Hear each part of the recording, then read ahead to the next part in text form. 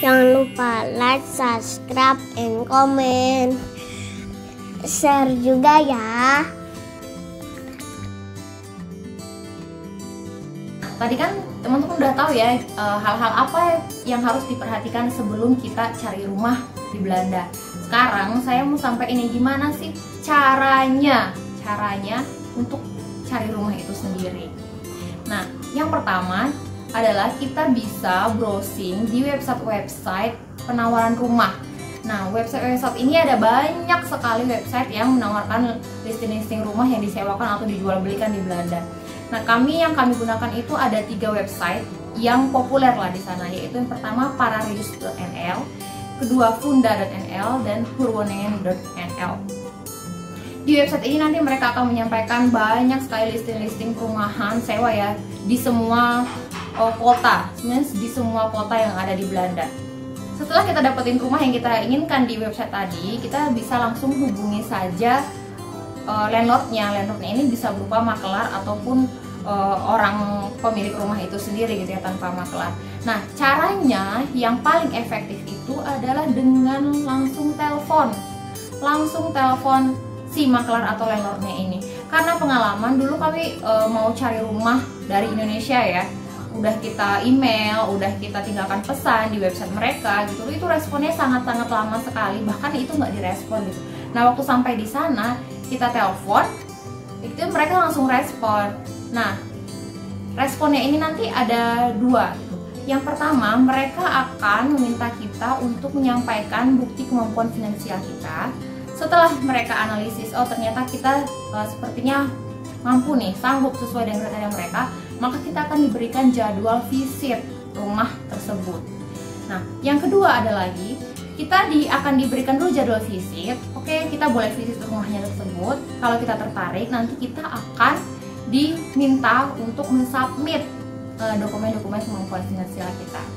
Tapi nih jangan senang dulu, karena walaupun kita udah kemampuan finansial kita udah cukup yang dinilai oleh si landlordnya, dan yang kedua kita udah visit, kita sudah tertarik, kita belum tentu dapat rumah itu. Kenapa?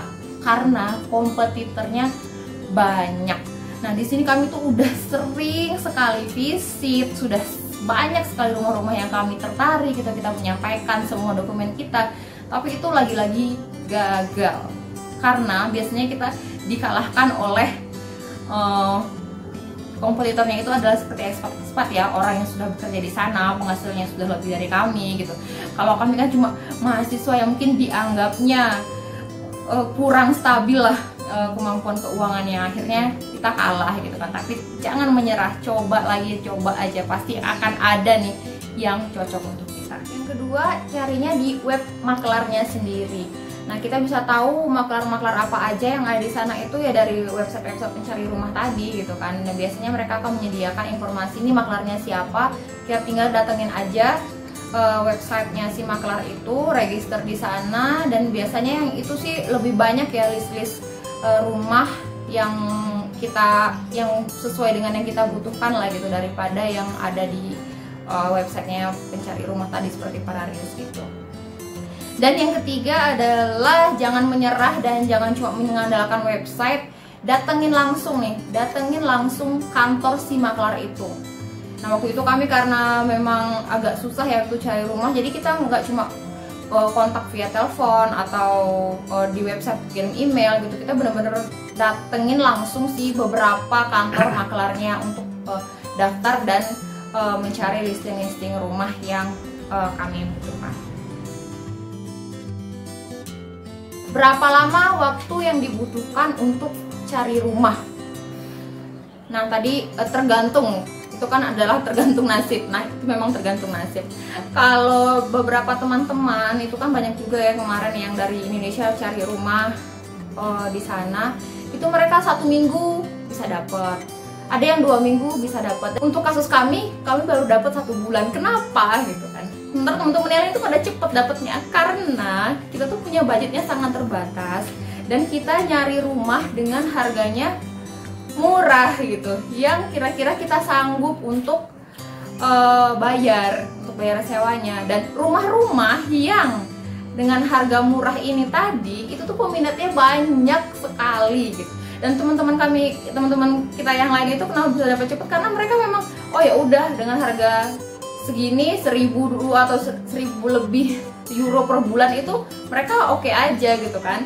Nah kalau kita enggak, memang cari yang sesuai dengan budget kita, makanya itu agak lama, persaingannya itu lebih ketat dari yang lain gitu. Tapi ya walaupun begitu akhirnya kita dapat juga ya, alhamdulillah dapat juga rumah dalam 1 bulan itu. Mungkin ini kita mau review ya rumah yang kita dapatkan itu berapa sih harganya, rata-rata harga rumah di Belanda. Mungkin ini yang teman-teman pengen tahu. Kalau dilihat nih di website-websitenya si para Rius tadi, Funda, Groningen dan lain-lain itu, rata-rata harga rumah di Belanda itu adalah mau furnish, semi furnish ataupun full furnish itu di atas 1.000 euro per bulan. Dan itu kebanyakan masih di luar utility expense yang saya bilang tadi, listrik, air, gas itu masih di luar itu semua, di luar deposit lagi. Kita kemarin itu dapat rumah dengan harga 730 euro per bulan, unfurnished. Ya udah ada kompor, kulkas dan microwave oven di situ. Jadi kita udah nggak perlu lagi beli-beli gitu. Tapi ada juga nih yang unfurnished itu nggak ada kulkas sama sekali, nggak ada kompor atau microwave. Jadi harus beli. Jadi kita cukup beruntung lah untuk yang itu dengan harga murah ya, 730 euro. Nah, tapi selain itu kita harus nambah lagi biayanya 50 euro untuk service charge kalau nggak salah. Jadi total harga sewanya itu 1 bulan itu adalah 780 euro.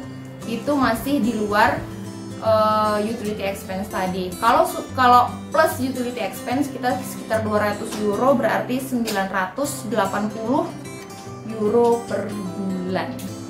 Itu unfurnished. Nah mungkin kan dibandingin teman-teman tadi, mereka yang full furnished atau yang mahal tadi 1.200 itu masih sebelum yang termasuk utility charge dan lain-lain. Jadi kalau kami sih nggak mampu, ya udahlah kita tunggu aja sampai dapat rumah yang sesuai budget tadi. Nah harga sewanya kan sampai, kalau kita anggaplah 1.980, anggaplah 1.000 euro ya kita totalin. Coba kalau kita kurs kalikan dengan kurs euro, waktu itu tahun 2017 itu kursnya masih 15 ribuan. Jadi sewa rumah di sana plus beban-beban yang lainnya itu adalah sekitar 15 juta per bulan. Itu sudah yang murah, itu sudah termasuk yang murah banget gitu. Dan itu benar-benar masih di bawah harga rata-rata dan harga pasaran. Kalau harga pasar di sana di atas 1.000 itu ya bisa sampai 20 juta per bulan kalau kita rupiahkan. Lumayan banget kan untuk mahasiswa dengan penghasilan, dengan uang beasiswa pas-pasan. Nah mungkin nanti kita akan cerita lebih banyak nih gimana caranya bisa survive di sana dengan beasiswa. Itu episode yang lain ya, karena itu panjang juga ceritanya. Rumah kami itu ada 3 kamar. Jadi kebetulan dapat yang 3 kamar. 3 kamar dengan luas kira-kira 70 meter persegi, dengan 1 ruang tamu, 1 kamar mandi tanpa toilet, dan 1 toilet aja. Dan karena kami di lantai 2, jadi kami dapat balkon, 1 balkon kecil di belakang sama 1 storage ya, seperti gudang gitu. Nah tipe-tipe rumah di Belanda itu juga adalah setiap rumah itu pasti mereka punya storage walaupun kecil. Kenapa? Mereka kasih storage untuk penyimpanan bahan-bahan makanan di saat kondisi ekstrim, misalnya cuaca ekstrim nggak bisa keluar gitu. Mereka biasanya akan taruh makanan di situ.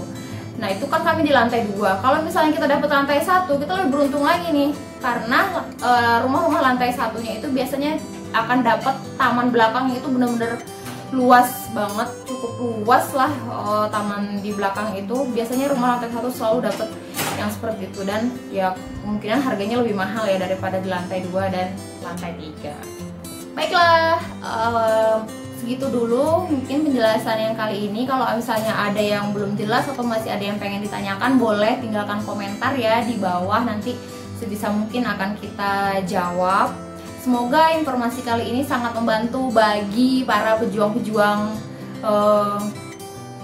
sekolah luar negeri dengan bawa keluarga. Oke, Sekian, terima kasih. Assalamualaikum warahmatullahi wabarakatuh.